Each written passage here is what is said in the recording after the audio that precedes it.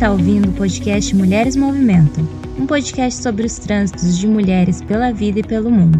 Este é um espaço de diálogo para tentar entender o que faz nós mulheres nos movimentarmos.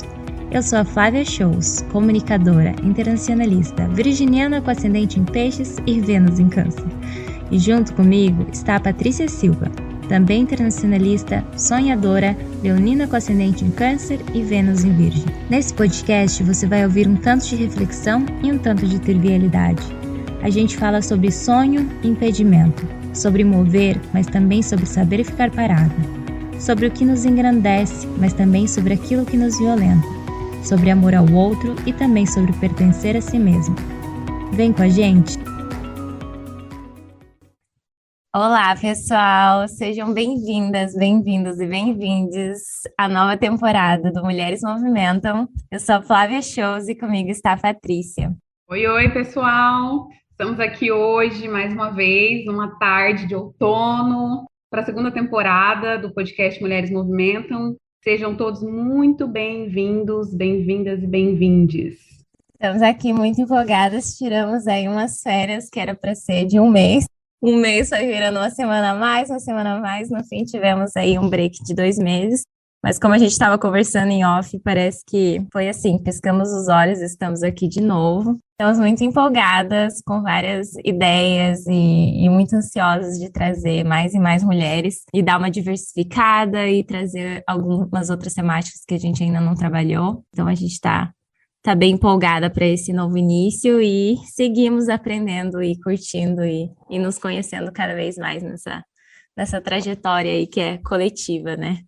E vale dizer que ficamos 2 meses sem gravar episódios, mas longe das coisas do podcast, talvez foram 30 dias, porque foram conversas informais e reuniões com pessoas e a gente também trocando ideia o tempo todo sobre como seria essa nova temporada. Vocês se preparem, que a gente já tem uma lista de pessoas para trazer aqui para bater um papo, sempre procurando trajetórias ricas para compartilhar aqui, com essa ideia da gente criar esse espaço cada vez mais com inspirações e que traga força para a gente, né? Como eu falei no último episódio da temporada, esse podcast é para ser esse espaço, acho que não só para os nossos ouvintes, mas também para a gente. Tem sido, assim, uma faísquinha, assim, de coisa boa que deixa o coração quentinho a ideia de voltar para cá e a gente está super ansiosa para estar construindo juntas essa segunda temporada para vocês. Sim, continuamos aí com os objetivos de ser um espaço seguro e principalmente uma troca, um lugar de troca e de fortalecimento de trajetórias de mulheres que estão aí empreendendo suas aventuras nesse mundão. Então, estamos muito empolgadas. Hoje, para esse primeiro episódio, também temos uma convidada muito especial e a gente vai apresentar ela e vamos juntas todas aí nesse bate-papo maravilhoso que vai acontecer. Então, quero dar boas-vindas para Letícia Mancebo. Ela é nossa primeira convidada, estreando aí essa nossa nova temporada. A Letícia, ela é artista visual, muralista, ilustradora independente. Durante essa pandemia aí que todos compartilhamos, ela acabou se envolvendo e ilustrou livros como a coletânea de poesia do coletivo Islã das Gurias e o livro Sete de Vulvas. Ela também já realizou murais pelo coletivo Muitas Minas de Curitiba, trabalhando temáticas relacionadas ao feminino e também no Instituto Encanto. Ela é nômade, ela é mãe, ela é formada em letras, ela é linda e eu diria que ela é cheirosa também, embora nunca tenha cheirado a Letícia. Mas é que tem gente que tem cara de cheirosa, Letícia tem cara de cheirosa. Então, seja bem-vinda, Letícia. Quero pedir para você se apresentar, dar um oi e compartilhar com a gente, assim, essas impressões que você tem sobre você mesma e sobre o seu caminho. Então, se você puder dar uma pincelada nos principais pontos da sua trajetória, estamos aqui e muito empolgadas para fazer essa troca com você. Oi, meninas! Muito obrigada aí pelo convite. Patrícia, tô conhecendo agora. A Flá, eu já conheço já faz bastante tempo. Eu deixei para contar isso no podcast, mas não sei nem se a Flávia sabe que nós duas, né, nascemos muito perto uma da outra e a sua mãe já me amamentou, Flávia. Você sabia disso? Soube disso, inclusive minha mãe que ficava, tem que chamar a Letícia, porque vocês têm muito a ver. E é engraçado, porque a gente cresceu de uma maneira próxima, porém separada, e de repente um dia eu olhei para o lado e falei, nossa, a Letícia é uma pessoa que tem tudo a ver comigo. Como a gente não compartilhou mais da vida. Sempre paguei muito pau pra Flávia, vi ela, tipo, desabrochar, fazer um monte de coisa e ficava lá só observando pela internet. Eu tenho certeza que ela fazia a mesma coisa comigo, né? Mas é isso, muito obrigada pelo convite, é muito legal estar aqui. Eu acho que esses movimentos, né, que a gente faz durante a vida de se encontrar, conversar, compartilhar é extremamente importante. Então, vou contar um pouquinho da minha trajetória resumida, muitos altos e baixos e loucuras pelo mundo, mas eu sou artista, então desde pequenininha gostava de fazer arte, inclusive foi na casa da sua avó, Flá, que eu tive contato com várias pessoas do meio artístico, né? Que é da minha família, mas não era tão próximo assim. E muitas coisas na vida, né, me levaram a fazer letras, inclusive saí de casa muito cedo, com 17 anos.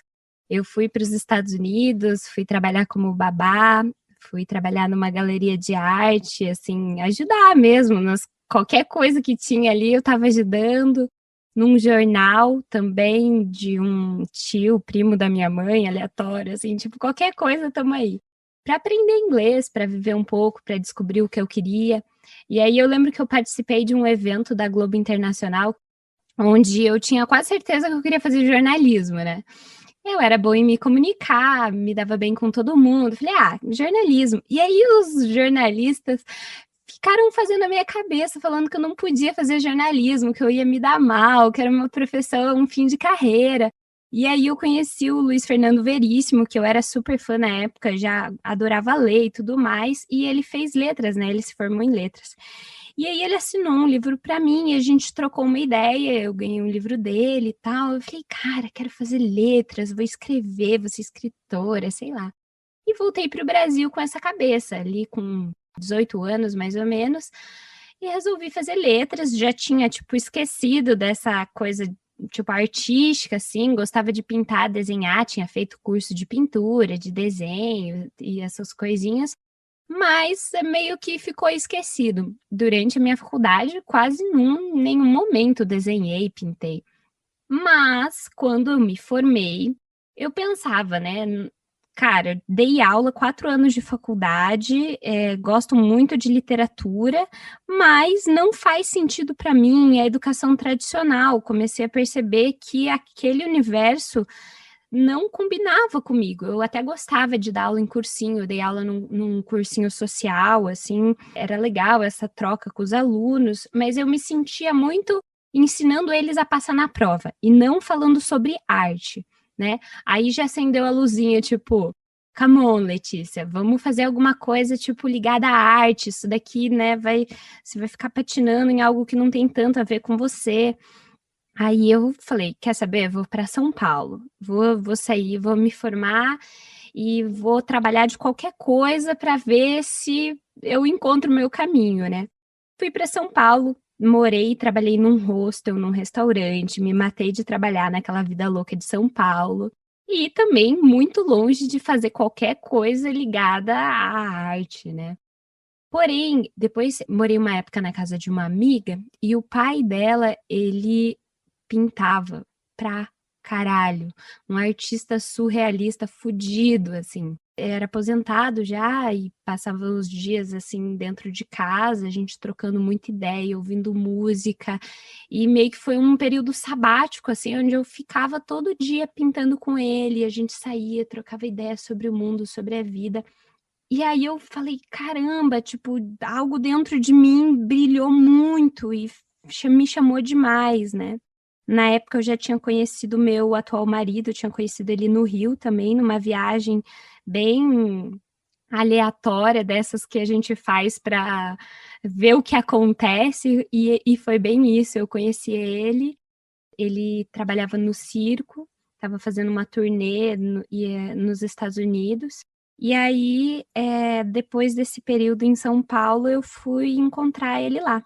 Então a gente fez turnê pelos Estados Unidos todo, assim, Eu engravidei num parque, nos parques nacionais dos Estados Unidos são maravilhosos, né?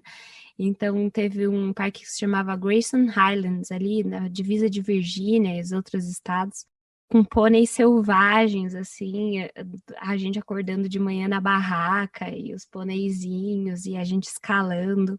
E aí foi nesse negócio meio fantástico que a Maru foi concebida, que é a minha filha. E não foi uma escolha, tipo, quero engravidar, mas também não foi evitado, né? Acabou a camisinha estourando. Eu decidi não tomar pílula, ele super me apoiou. Eu tava fértil, então foi meio assim, se for pra vir, veio e veio mesmo. Os avós ficaram, né, super felizes, queriam que a gente viesse pra cá, pro Brasil. A gente estava inseguro, não sabia como ia ser a vida, mas decidimos ter ela no Brasil e em São Paulo. Viajamos aí um tanto pelo mundo com ela, enfim, pelo circo, com tudo mais. E esse é o resumão, assim, da história. Muita coisa no meio de tudo isso, mas aqui estamos, pós-pandemia, e é isso, galera. Obrigada pelo convite. Vamos conversar mais. Legal, Lê, adoro te ouvir. Eu já tinha escutado um pouco nas conversas que a gente teve antes de gravar, mas te ouvindo agora, assim, é muito inspirador ouvir a sua história, a sua trajetória. Eu queria puxar um pouco agora para a sua trajetória artística, acho que você deu uma introduzida aí bastante de como foi esse seu encontro com esse universo, mas eu queria te perguntar especificamente quando que o ser artista passou a ser um caminho possível, assim, para você. Você falou um pouco já sobre, mas também as suas influências e incentivos nessa trajetória. Então, né, o ser possível ser artista é algo que a gente escuta muito no Brasil, né? Você vai ser artista, você tá fudido, né? Coitado, mas vai ser artista, mas o que mais que você faz, né? Aquelas perguntas clássicas. Então, você cresceu ouvindo isso, você às vezes nem percebe que essa é uma profissão, né? Muitas vezes, inclusive na infância, eu sinto que eu nem queria ir para a escola, tipo, mudei 9 vezes de colégio, eu fazia música, eu entrei na Belas Artes de música, fazia pintura, desenho, não sei o quê, e eu, tipo, foda-se, realmente é o colégio. Eu só continuei a estudar porque meio que era obrigação, assim, tipo, tinha que fazer, não tinha opção sair do colégio e só ficar fazendo arte. Mas aí a gente, às vezes, sufoca os nossos sonhos pelo que a gente acha que a sociedade espera da gente. Não que minha mãe não tenha me incentivado, minha mãe, muito pelo contrário, sempre pagou aulas para mim das coisas. Eu vi esses dias, né, achei 2 quadros meus de 2 anos, de acrílica. Cara, eu tinha 2 anos e minha mãe botou uma puta moldura em volta do quadro, botou na parede. Então, quer mais incentivo que isso, assim, é muito legal. Mas também dentro daquele quadrado da sociedade que você, né, tá, mas você é boa nisso, você gosta, mas você não vai fazer isso da sua vida, né? Então, durante muito tempo, inclusive quando fui viajar com meu marido, eu já não acreditava que esse era um caminho possível. Ainda ficava nessa da literatura, do letras, do da aula, mas ainda muito confusa. E no momento que veio a pandemia, né, que o circo mandou a gente para casa, que aí o Pedro não tinha mais emprego, que era o que sustentava a gente e tudo mais, eu me deparei com a minha arte e falei, cara, talvez esse seja o momento de fazer dinheiro com isso, né? Então, nesses últimos anos, especialmente de maternidade, eu pintei e desenhei muito, mas nunca tinha feito dinheiro real com a minha arte. Então, eu comecei a contactar pessoas, falar, olha, quero trabalhar com isso, quero fazendo cursos online, né? Muito curso da doméstica. E aí as pessoas começaram a me chamar, né? Primeiro pessoas próximas, minha irmã é uma dessas pessoas, né, que sempre me incentivou também, ela é poeta e ela está na frente de um projeto que é o Isla das Gurias, Curitiba, e aí ela me chamou para ilustrar livros, ela escreveu alguns editais pelo governo e me colocou nessa parte da ilustração, né, alguns outros amigos também. Esse coletivo de mulheres que eu faço parte, o Multias Minas, são mulheres aqui de Curitiba, a maioria artistas visuais, né?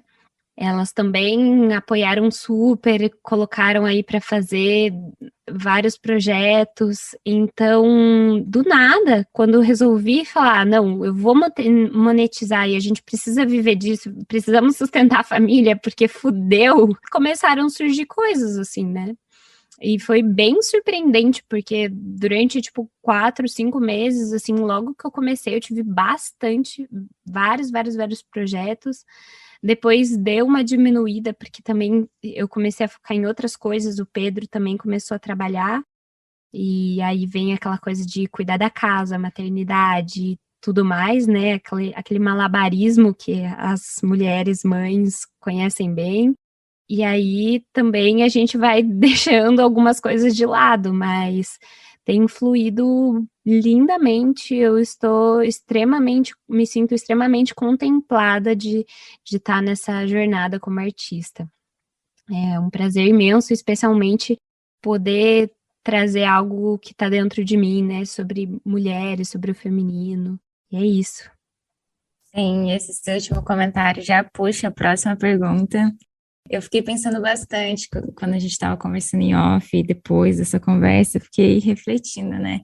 Porque eu acompanho seu trabalho no Instagram também, então já tive algumas pinceladas, né, do que você busca retratar, do que você busca trazer nos seus trabalhos, né? Que, ao meu ver, mas isso eu vou deixar para você falar um pouco mais, é um trabalho político também, né? E aí eu fiquei pensando, em 2017, que foi quando eu me deparei com o trabalho da Guerrilla Girls, que é um coletivo de artistas, de feministas, começa em Nova York em 85, e aí elas têm esse trabalho pelo mundo todo, e agora já estão nos principais museus aí pelo mundo, que elas trazem esse questionamento, né? Será que as mulheres precisam estar nuas para entrar no museu? E aí elas trazem vários dados de como é difícil essa inserção de mulheres artistas e como a maioria desses retratos, pinturas, esculturas de mulheres nuas são feitas por homens, né? E aí eu fiquei pensando nisso e daí que vem essa pergunta também, porque você retrata mulheres nuas, eu queria que você compartilhasse com a gente, assim, se isso vem de uma escolha política, se isso é mais um gosto pessoal, se isso é por uma facilidade para você, como que essa decisão de trazer essas questões ligadas ao feminino aparecem ao feminino e ao feminismo, como que elas aparecem na sua arte? Então, Flá, na minha concepção de arte, de artista visual, assim, é muito difícil você desconectar aquilo que você desenha, aquilo que você ilustra, aquilo que você pinta de um ato político, né? Porque quando eu escolho retratar uma mulher, eu estou escolhendo também não retratar um homem. Ou quando eu escolho retratar uma mulher branca, eu escolho não retratar uma mulher preta, né? Ou vice-versa. Ou quando eu escolho retratar, né? Aquilo que eu deixo de lado, ele também está presente naquilo que eu retrato, aquilo que eu escolho. Quando eu ilustro um livro, né, conto uma história, quem é aquele personagem que vai representar aquela história? Como que ele vai ser? Como que é o cabelo dele? Né? Então, tudo isso, cada detalhe importa. E muitas vezes esse processo não é consciente, mas ele pode ser. Então, a minha maneira de retratar mulheres e mulheres nuas é exatamente esse, que é assumir esse controle, não sei se é controle, mas assumir essa ação do fazer artístico da mulher pela mulher.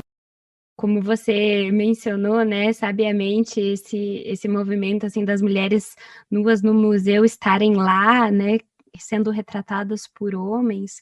Então, é quebrar isso. E, além de tudo, assim, o corpo da mulher, no geral, especialmente o corpo nu, não só sexualizado, mas sexualizado com um final capitalista de arrecadar dinheiro, seja numa pornografia, seja para vender um filme, seja para fazer uma propaganda, seja um tatuador que tira foto das mulheres aparecendo o corpo nu, que fez a tatuagem para o Instagram entrega mais corpos nus, entendeu? Então, assim, o corpo da mulher, ele é usado para vender, para causar impacto para as pessoas quererem, né, comprar, enfim. E a gente, nós mulheres na nossa nudez não só de corpo, mas de corpo e alma, de poder falar, de poder se expressar verdadeiramente, né? Porque o que é estar nua? Não só sem roupa, mas estar exposta, é poder se expor, é poder falar abertamente. Então, acho que passa tudo isso, além de sim ser, para mim, super esteticamente agradável, né?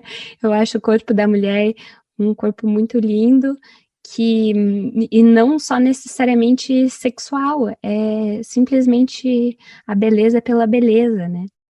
Muitas mulheres me inspiraram nessa trajetória, inclusive algumas que eram do circo também, que eram mães também, que a gente se encontrava como artistas para pintar. Então, a Abril é uma amiga minha mexicana que eu conheci, que me ensinou muito de algumas técnicas, de desconstrução de técnicas que eu tinha, enfim. A Nicole Jen também, que é uma artista sensacional, ela daí da Califórnia também.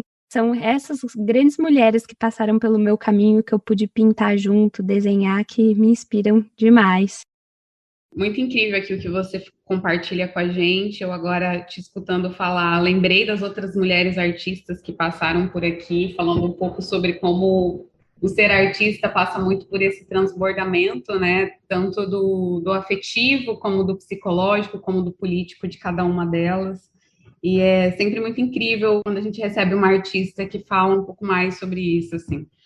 Agora, assim, mudando completamente de assunto, né? Apesar da gente dar passos muito diferentes, às vezes que parecem até para outros caminhos, as coisas acabam se conectando, né? E aí você fala um pouco dessa sua vida nômade, sobre esses países por onde você já passou, junto com a Maru, sua filhinha. A gente sabe que você já foi para a Suíça, já foi para a França, enfim, Alemanha, vários lugares. Eu queria que você falasse um pouco sobre como foi o parto da Maru, que eu acho que é uma história que pode ser muito interessante aqui para a gente compartilhar, mas também um pouco sobre como que é essa coisa, né, de parir no meio dessa vida itinerante, vida nômade. Cara, viva o SUS, primeiramente, fora Bolsonaro. Cara, simplesmente a Maru, ela veio aqui para chacoalhar as estruturas, né? E já chegou pelo parto.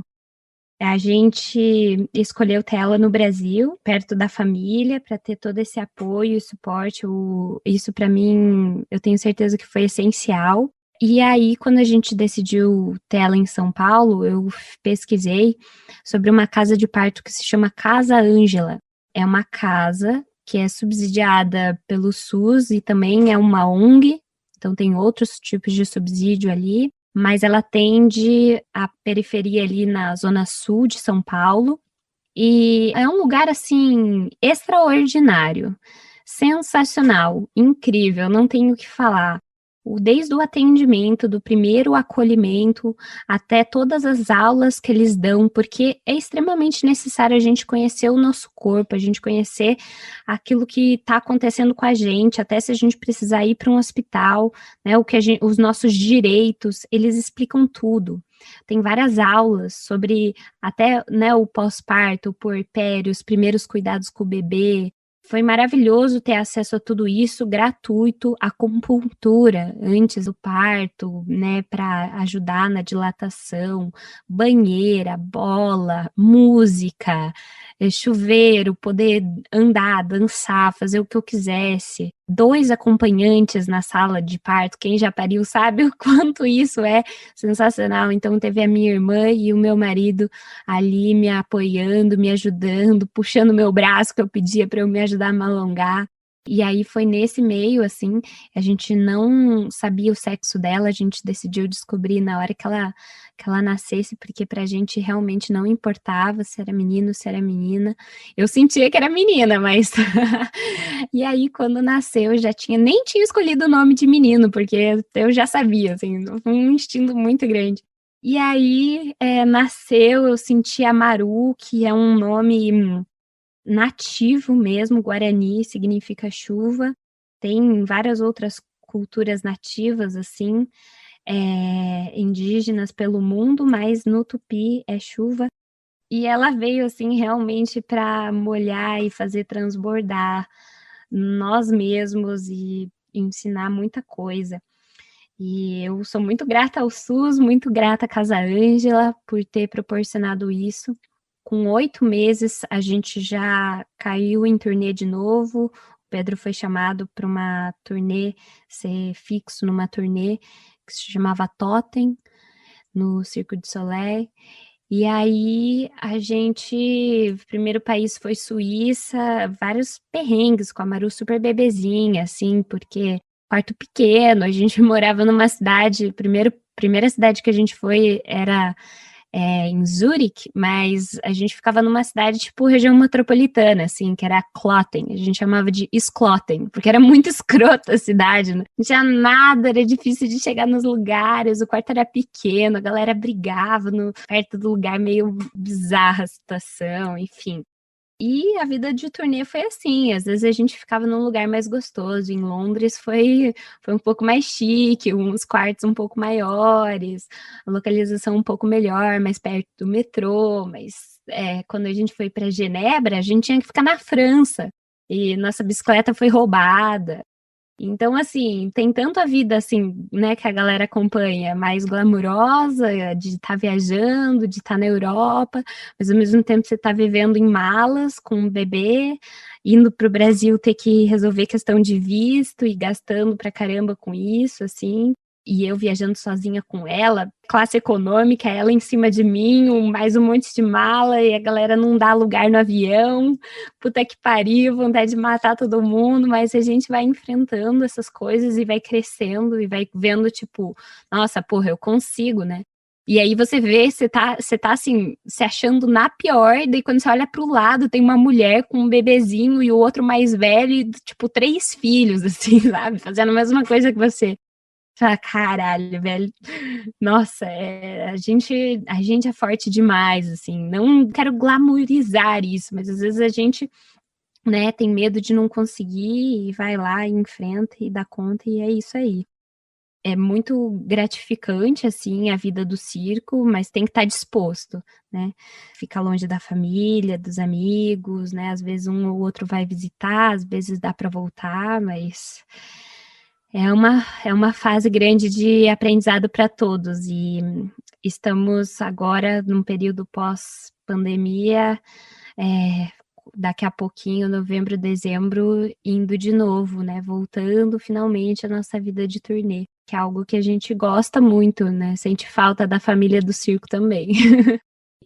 Só fazendo um comentário sobre a fala da Lê, eu também, assim, sou super fã do SUS e vale lembrar que o trabalho que o SUS faz, além do acompanhamento médico, né? Eu sou Dinda, meu afilhadinho Pedro tá lá no MS, e eu acompanhei a gestação dele, que também foi atendida 100% pelo SUS, e trabalhos como musicoterapia e vários trabalhos de atendimento para mãe. E o que eu achei mais interessante, além, claro, dessas terapias não convencionais, que são contempladas pelo SUS de modo geral, que eu acho incrível, é também o trabalho social completo que ele faz e que ele abarca. E cada dia mais eu tenho dado muito valor nisso, estando aqui fora do Brasil, quando a gente vai utilizar os serviços de saúde, que a gente percebe que às vezes é uma coisa muito pontual. E o que a gente necessita enquanto atendimento médico nem sempre é só o atendimento médico. Às vezes precisa de um trabalho um pouco mais completo. Agora eu tenho acompanhado uma amiga que tem passado por alguns problemas de ordem psicológica no Brasil,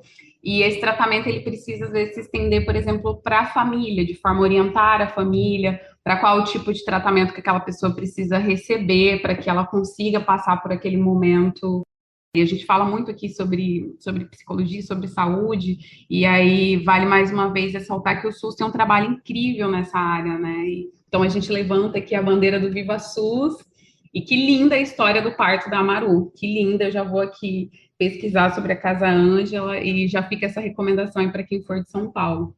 Acho extremamente relevante já começar essa temporada dizendo Viva SUS, porque é isso, né? O trabalho feito lá tem impacto direto e indireto na vida de milhares de pessoas.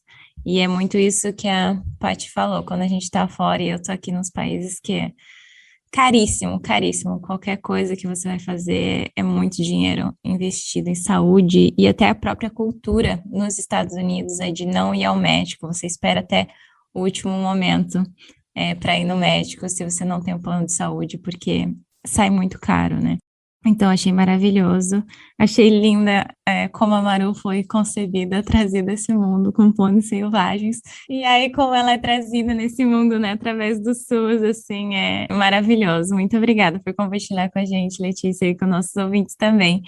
E aí, eu queria fazer uma pergunta agora, que imagino que mães, em geral, estão sempre escutando, ainda mais as mães agora, assim, da nossa geração, né?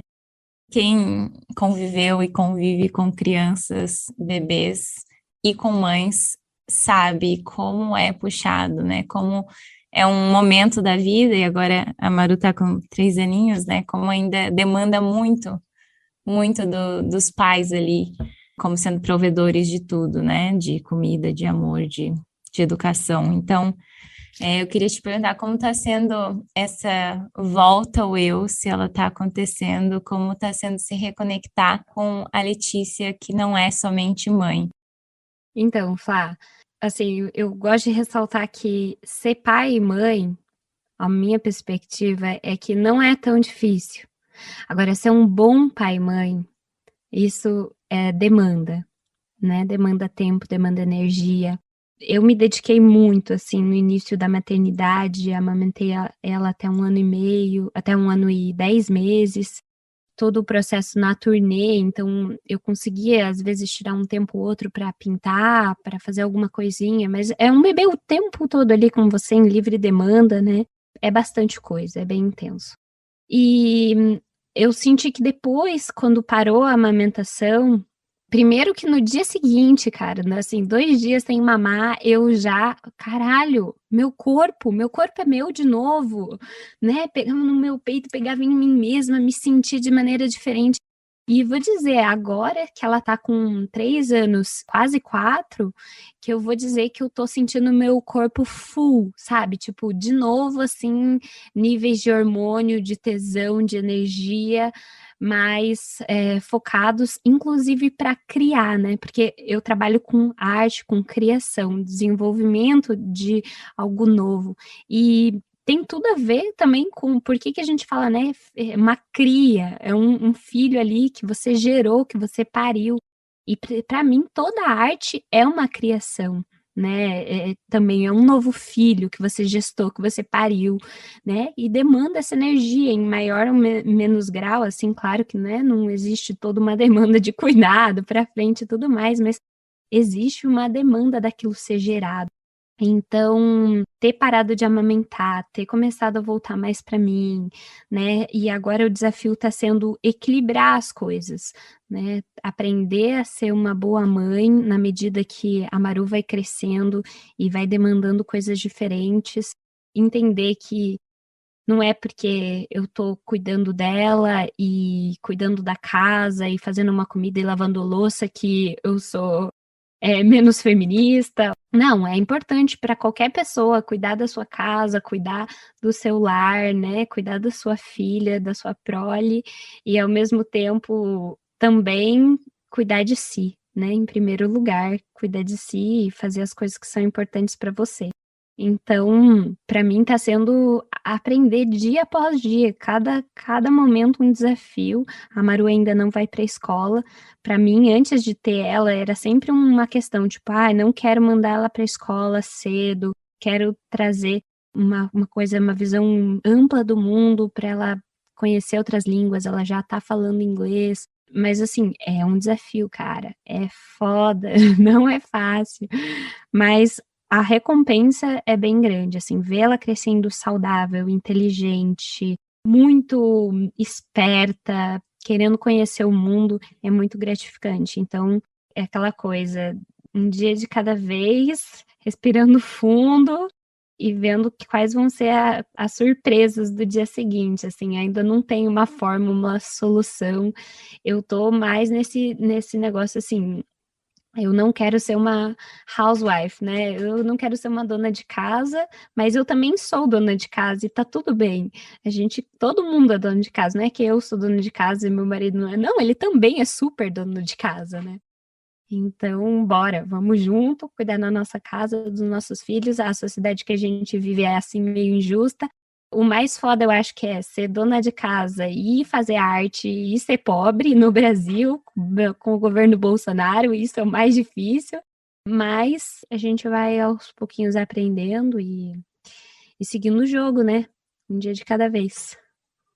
É isso, né, Letícia? A gente sabe que existe essa cobrança social, né, em cima das mulheres e a gente luta e trabalha para que isso seja um pouco mais igual daqui para frente. Agora, puxando, assim, tá um pouco conectada com essa última pergunta e já indo assim para o final do nosso episódio, a pergunta que a gente faz, a clássica daqui do nosso podcast, que é o que te movimenta, quais são as suas forças impulsoras para ser você, a Letícia, que está aqui falando com a gente hoje. O que é que faz você, que faz brilhar seus olhos aí na vida? Então, essa pergunta para mim não é uma pergunta fácil, porque eu acho que tem muitas coisas que me movimentam, mas nesse momento eu gostaria muito de ver as mudanças que eu quero no mundo acontecerem para minha filha, sabe?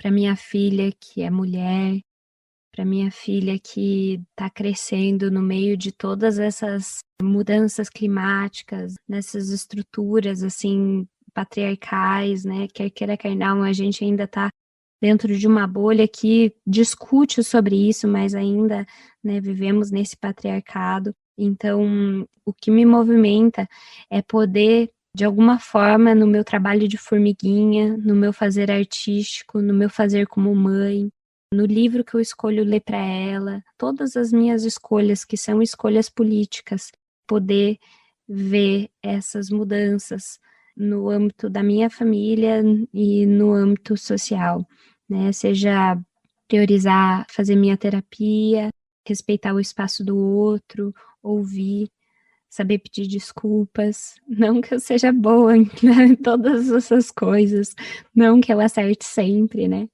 Mas é seguir tentando, que a gente tem muita coisa para melhorar, né? Eu tenho muita coisa para melhorar e para mudar. E olhar para tudo isso que tá na gente, que tá no outro, e falar: eu posso fazer um pouquinho diferente, né? Eu posso tentar separar melhor o lixo, prestar atenção no que eu consumo, né? No que eu falo para o outro, naquilo que eu planto. Acho que isso me movimenta fortemente em todos os âmbitos da minha vida. Que lindo nesse clima, nessa vibe aqui de esperança. Eu vou puxar o nosso novo quadro que a gente está estreando hoje também, que se chama Kiki Sobe, em homenagem aos nossos altos e baixos da vida, mas também no nosso amor aqui por mover nosso corpo e rebolar a bunda. Kiki sobe. A gente traz esse quadro que, na verdade, é fruto das discussões e papos que eu tive com a Patrícia, que a gente falou tanto aí nesses 2 meses que a gente teve de pausa do podcast, que é uma maneira de aproximar a gente dos nossos ouvintes e compartilhar anedotas aí do nosso dia a dia, pequenas histórias que a gente está passando. Então, assim, imaginamos, a gente ainda vai ver como que esse quadro vai fluindo e se construindo, mas a gente pensou em trazer histórias de superação, assim, que podem vir com um toque de humor, mas também um toque de tragédia e tristeza, porque a vida não é fácil para ninguém, então a gente criou esse quadro, assim, para poder compartilhar isso com vocês e também para que as nossas convidadas possam trazer algo mais descontraído dentro do podcast, né? Que às vezes pode ter relação com os papos que a gente trouxe aqui, mas também pode ser uma coisa total aleatória. Então, começarei por mim no dia de hoje, que na verdade fiquei pensando assim com o que eu ia iniciar esse quadro, mas aí pensei, vou falar o que aconteceu comigo mesmo agora, semana passada, que foi um corte de cabelo nesse país chamado Estados Unidos, nessa cidade chamada São Francisco, pois, para quem não sabe, eu sempre tive cabelos longos, pois tive minha infância inteira sem poder ter cabelo comprido, porque minha mãe dizia que eu não ia cuidar, o que talvez fosse verdade. Então, eu tinha cabelo, sempre amei cabelo longo, assim, cabelo comprido. E aí, fui cortar o cabelo aqui, passei primeiro dia na frente aqui na minha rua, no salão. Na verdade, eu não sabia que era um salão, eu só li a placa, assim, super cool. Aí eu pensei, minha criança de 7 anos, kkkk, super cool, dei uma risada, assim, tirei até uma foto da placa. Aí continuei andando e vi o final da placa, que era super cuts. Aí eu, nossa, que legal, tem um salão de beleza aqui do lado de casa, né? Eu vou ali, porque eu já tinha pedido indicação para meio mundo. Onde que eu corto meu cabelo? Onde que eu corto meu cabelo? Não tive indicações, e aí falei, quer saber? Eu vou cortar meu cabelo lá. Mas essa história só faz sentido se você pensar que eu corto meu cabelo com a mesma pessoa há, o quê? 8 anos. Eu só corto com a mesma pessoa. Então, eu resolvi ir lá e aí fui cortar meu cabelo com uma senhorinha que cortou meu cabelo como se meu cabelo fosse liso. Foi bem frustrante, porque na primeira tesourada eu já sabia que ou eu saía correndo ou eu deixava. Aí ela me mostrou assim, ai, cortei esse tanto aqui. Eu falei, não, mas eu pedi menos que isso. Aí ela, ai, agora eu já cortei. Aí eu falei, o que? Eu saio daqui com uma mecha de trás, curta, ou vai assim mesmo? Aí no fim cortei meu cabelo lá. E a minha história de superação vem que ficou horrível, assim, o corte ficou bem ruim, mas a minha mãe falou assim, sorte que você é bonita. Eu falei, realmente, é uma sorte, assim, porque eu dei uma cortadinha, o que também foi bom, no sentido que eu nunca me atrevi a cortar meu cabelo, então eu dei uma arrumada no corte, e agora é isso, eu tô aí com cabelo médio. Então, essa é a minha história para começar esse quadro de hoje, que foi um acontecimento muito recente. E é isso, eu vou chamar a Patrícia aqui para compartilhar algo aí que passou na vida dela, e depois a gente passa para a Letícia. Gente, minha história de superação para esse quadro. Na verdade, é uma história de superação que a maioria das pessoas que estão ouvindo podem se sentir conectadas com essa história, que a minha história de superação é o retorno à vida normal. No final de semana passado, todas as coisas aqui no Porto, né, em Portugal, reabriram.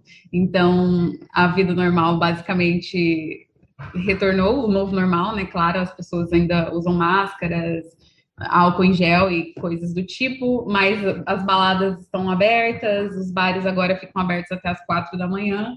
Então, eu saí e foi assustador, confesso, porque das outras vezes que eu tinha tentado, em todas as vezes eu voltava para casa frustrada, porque eu não conseguia mais conviver com aglomerações. Mas, mas foi um grande retorno, assim, para mim, do... Não sei dizer direito, mas é como se, não sei, alguma coisa em mim tivesse voltado, assim, sabe? Eu passei batom pela primeira vez em, sei lá, 3 meses, e eu saí gritando pela casa, gente, eu passei batom! Vocês não estão acreditando que eu tô de batom. Tudo bem que eu ainda tive que usar máscara, mas enfim, né? Tipo, pude beber uma cervejinha com um batom na boca e aquilo, de certa forma, mexeu comigo, e essa vai ser a minha história de superação para hoje. Lê, compartilha aí com a gente. Adorei, quero superar a pandemia também, que estou no aguardo aqui no Brasil, ainda não está assim, mas oremos. Cara, a minha história de superação, pensei muito sobre o que eu ia falar, assim, e eu acho que o que eu mais tenho para compartilhar, agregar para a galera, eu queria falar, assim, sobre um pouco da minha vida sexual. Rapidinho, uma retrospectiva, eu fui criada numa família evangélica, assim, não íamos super frequente à igreja, mas ainda assim tinha aquela cultura do sexo só depois do casamento, né? não se falava sobre, né? Minha mãe me explicava, mas não tinha abertura para falar com quem a gente se relacionava. Eu estava gostando de um menino, eu queria dar um beijo na boca, né? Tipo, tudo não era permitido, tudo era pecado. E com certeza foi bem mais leve do que eu acredito que foi para minha mãe quando ela era jovem, mas ainda assim era uma repressão, né? E não poder ter falado sobre o começo da minha vida sexual, entender os limites do meu corpo, o que os outros podiam ou não podiam fazer comigo, trouxe uma confusão muito grande num período assim de 15, 16 anos que eu estava começando a entender melhor o que era limites, o que era um limite para mim mesma, né? Então, eu sei que durante o início da minha vida sexual, eu tive muita dificuldade de entender mesmo o meu próprio corpo, os meus próprios desejos, o que eu gostaria ou não gostaria de fazer. Então, eu estava sempre a serviço, querendo agradar, mas sem, enfim, achando que estava tudo bem, né? Não tá tão gostoso assim, né? Nem não tinha noção nenhuma do que realmente era um sexo com amor, com cuidado, enfim.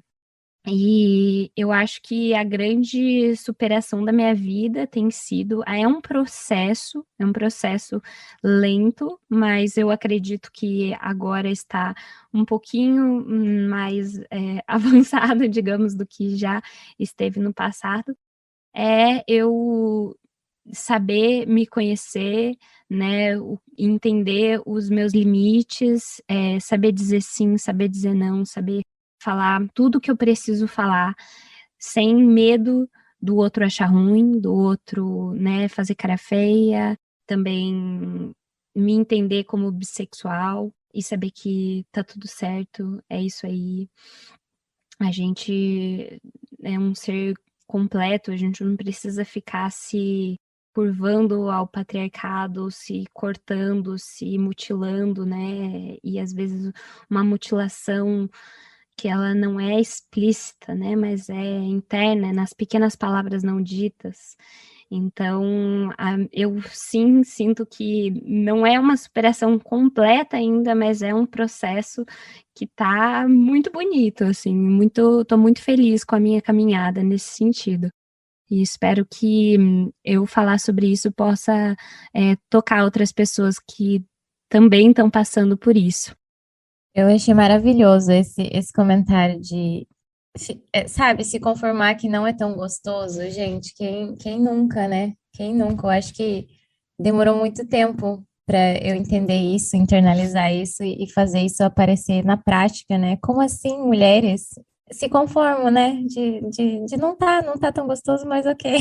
Surreal. E aí, você falando, eu fiquei pensando que, nossa, me deixa muito feliz, assim, que essas gerações mais novas estão tendo contato e acesso a essas discussões, né? Porque a gente, eu acho que vem num período de transição, né? Que a gente pega um pouco das duas e fica bem no meio, assim, porque eu lembro que eu fui pesquisar orgasmo no dicionário. Tipo assim, eu não fazia ideia, eu fui ler no dicionário o que que era orgasmo. Então, assim, ao mesmo tempo que agora, na nossa vida adulta, assim, essas coisas estão vindo de maneira muito mais fáceis, ainda assim, na nossa criação, existem algumas lacunas, né?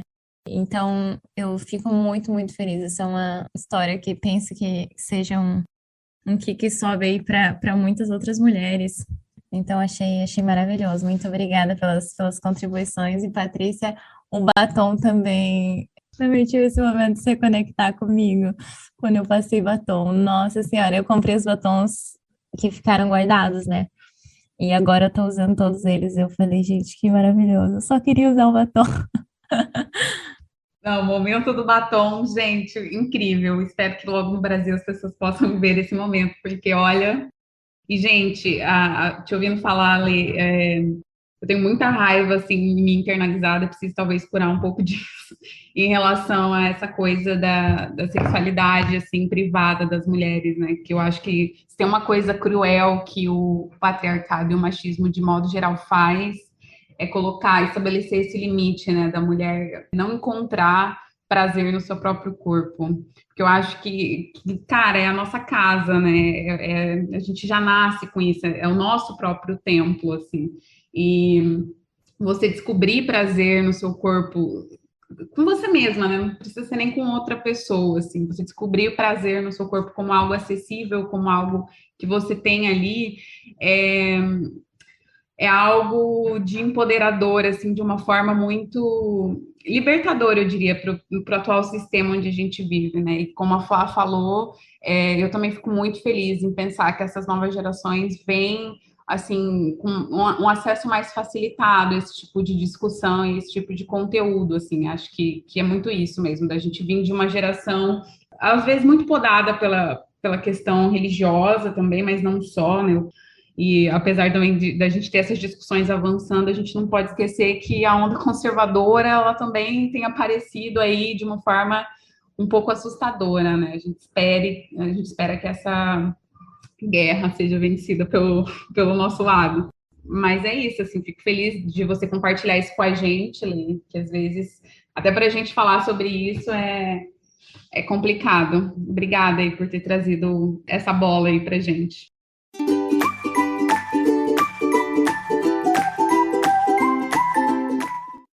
Gente, na onda aqui dos quadros, então agora a gente vai para o nosso quadro preferido, o de sempre aqui, que é o Movimentando as Ideias, onde a gente vem trazer as nossas indicações, não necessariamente de livros, mas daquilo que está movimentando as nossas ideias no momento, aquilo que a gente vem consumindo de conteúdo.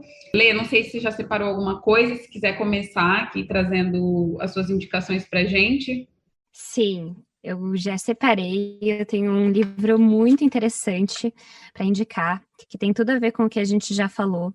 Foi bem mind-blowing, assim, quando eu li, que se chama O Reino das Mulheres, O Último Matriarcado, do Ricardo Kohler. Cara, esse livro, eu sei que tem alguma coisa em documento filmado, mas eu não consegui achar. Mas se alguém achar também, deve ser super legal. Ele conta sobre uma comunidade que se chama Mosso, na China, onde essa comunidade vive num matriarcado, até hoje, né? Pelo menos até quando o livro foi escrito. E é muito interessante você repensar uma sociedade que vive sobre outra perspectiva, né? Então, eu vou tentar explicar de forma didática, vamos ver se vocês conseguem entender. E aí vou citar uma partezinha do livro só para dar um gostinho, assim. Para vocês terem uma ideia, a sociedade, como ela é matriarcal, então são as mulheres que são as chefes da família. Então, não existe casamento, né? Quando a menina ela se torna mulher, passa pelo ritual, ela ganha um quarto só para ela, onde ela fica nesse quarto recebendo os homens com quem ela tem relações. Então, esse quarto ela recebe, sei lá, fica uma semana com um, ou fica cada dia com um. Não tem uma regra, não existe nada de regra. Aí elas engravidam, e aí os filhos, sejam eles meninos ou meninas, continuam na mesma família, na mesma casa. Todos trabalham para cuidar daquelas crianças, daquela casa. E não existe relação de pai, não existe pai. Né? Até pode haver um certo pai ali, mas em geral quem ajuda a cuidar essa figura masculina são os tios, que estão ali na casa junto. Então, inclusive a questão dos trabalhos domésticos, as mulheres, assim, e eu não estou falando que seja certo, seja melhor, seja pior, mas é só interessante essa mudança de perspectiva, né? Elas falam assim, os homens, eles não fazem os trabalhos domésticos porque eles são ruins, são ruins nos trabalhos domésticos.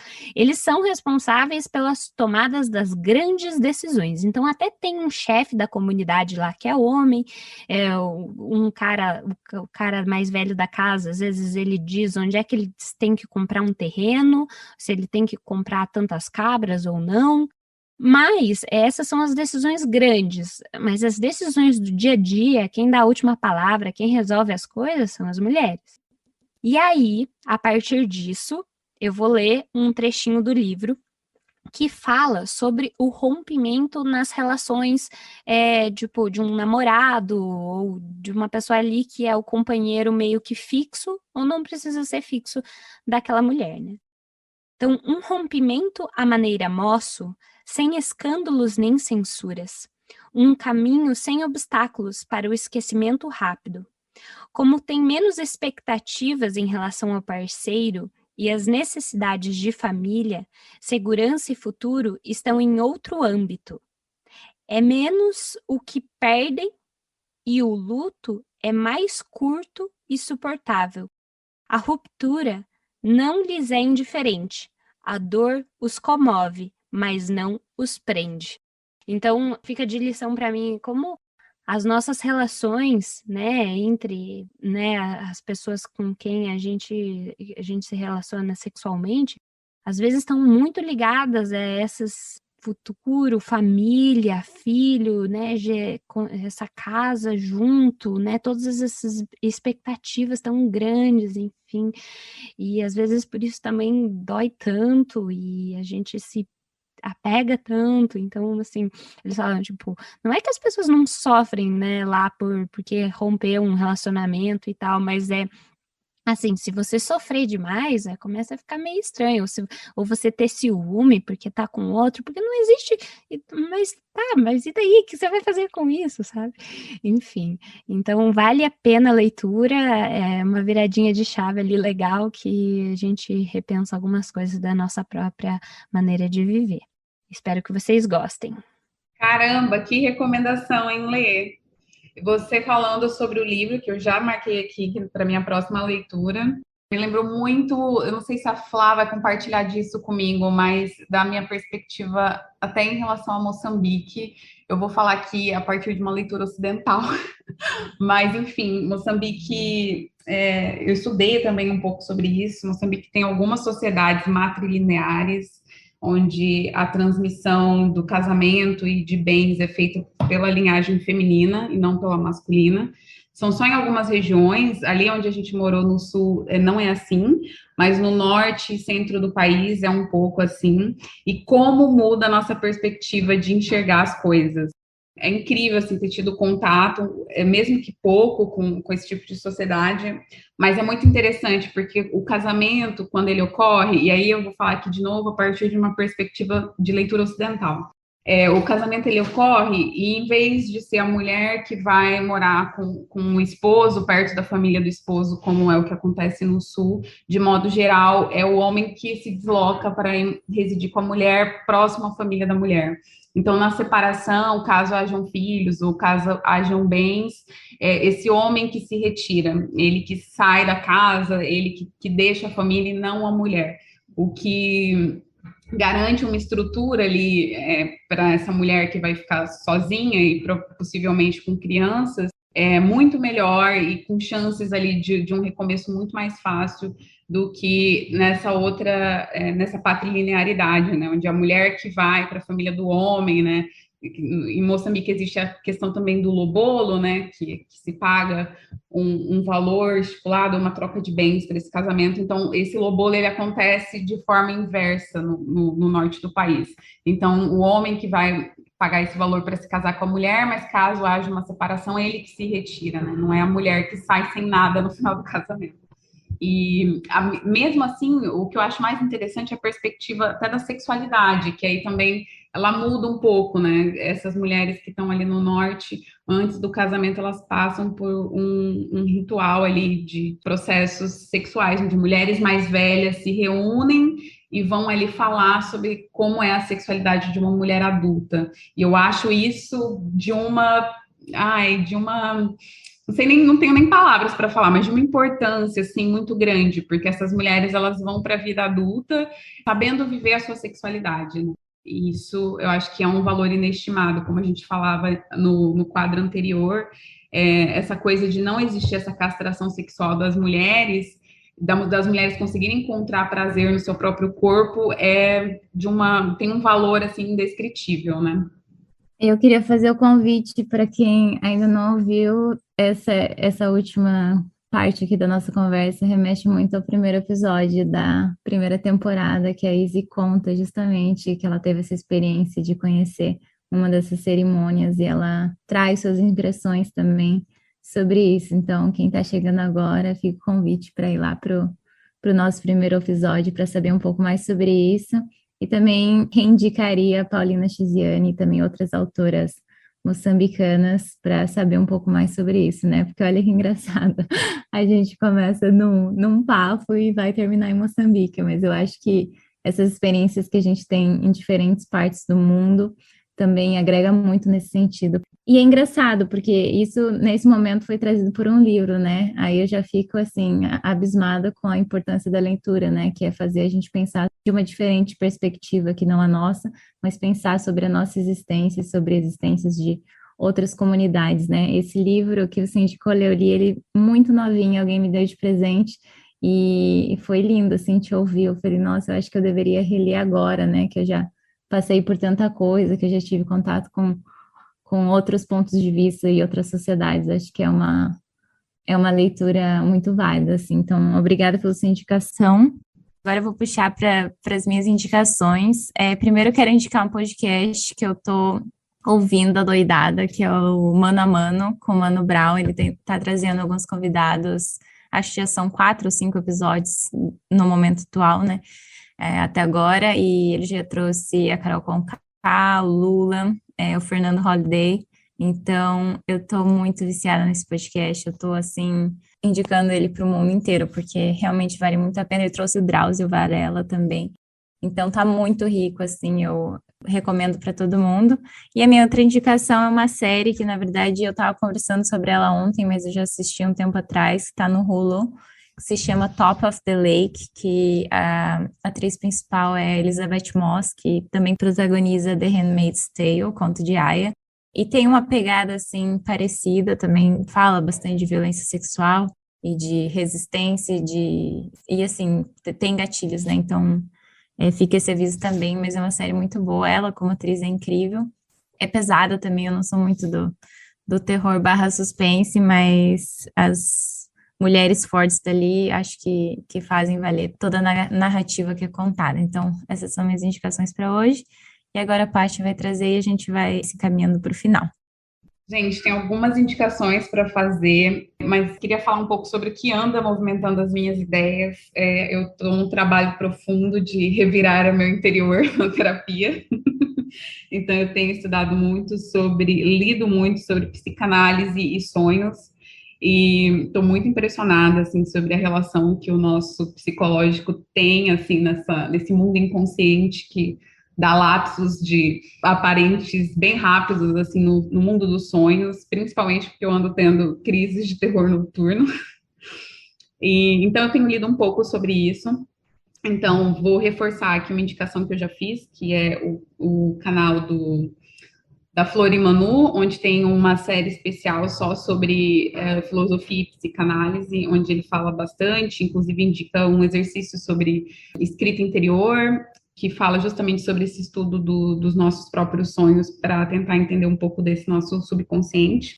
Depois eu queria indicar uma série muito boa, que se chama Made, que é uma série da Netflix maravilhosa, mas que também tem gatilhos, já vou deixar o alerta. É uma série sobre uma mulher com uma filha, tem alguns gatilhos sobre violência psicológica, e é uma mulher que está recomeçando a vida depois de um relacionamento com violência psicológica, e aí a gente sabe que é o tipo de violência mais, não sei se sutil, mas mais difícil talvez de comprovar. E aí o desenrolar da história, não vou dar spoiler aqui, mas o desenrolar da história é um pouco dela tentando recomeçar a vida depois disso, com as dificuldades e com as sequelas que ficam depois de passar por uma situação como essa. E também eu tinha mais uma indicação, que é um podcast, assim, na indicação dos podcasts, né? Maravilhoso podcast do Mano Brown, eu também já ouvi todos os episódios, estou viciada, muito boa, e, enfim, Mano Brown, né? Ele é incrível, a trajetória dele é incrível, e eu acho que ele é muito relevante hoje para as questões que a gente está discutindo enquanto coletividade no Brasil. E indico para todo mundo esse podcast. E além dele, eu tenho escutado um podcast que se chama Mulheres Imigrantes, que vai retratar um pouco do que essa vida fora do Instagram, assim, fora do que é bonito na vida das imigrantes, né? Acho que a Letícia falou um pouco sobre isso. Esse glamour que as pessoas veem nas fotos de Instagram, que na vida real não é muito isso, né? A gente sabe os perrengues que a gente passa quando a gente vai alugar uma casa, quando a gente vai precisar fazer coisas que são normais para pessoas que estão aí vivendo a vida no seu próprio país, mas que quando você está num contexto de imigração, se tornam outra coisa. Então, essas meninas vão abordar um pouco sobre isso no podcast. Talvez seja interessante aí para quem estiver pensando sobre o assunto. Elas falam sobre maternidade, vários outros assuntos. Gente, já quero deixar aqui as minhas despedidas. Lê, muito obrigada por ter aceitado vir aqui compartilhar com a gente a sua trajetória. Queria te agradecer, foi muito bom te ouvir. Acho que deu vários insights para a gente e foi um start assim, muito legal para a nossa segunda temporada. Brigadão, viu? Beijinho para você, beijinho para Maru, beijo aos nossos ouvintes. Obrigada, beijão, eu que agradeço. Então, eu queria te agradecer, Letícia, também pelo seu tempo, agradecer os nossos ouvintes. Fiquem ligados que a gente vai estar trazendo mais mulheres tão maravilhosas quanto a Letícia. Quem quiser conferir o trabalho dela, ela está lá no Instagram como leticia.mancebo.art. Então, para quem quer acompanhar, conhecer um pouco mais dela, trocar uma ideia, ela está lá presente no Instagram e o nosso é @mulheresmovimentam. Então, fiquem ligados lá nas nossas redes. Beijocas, pessoal. Muito obrigada e até mais.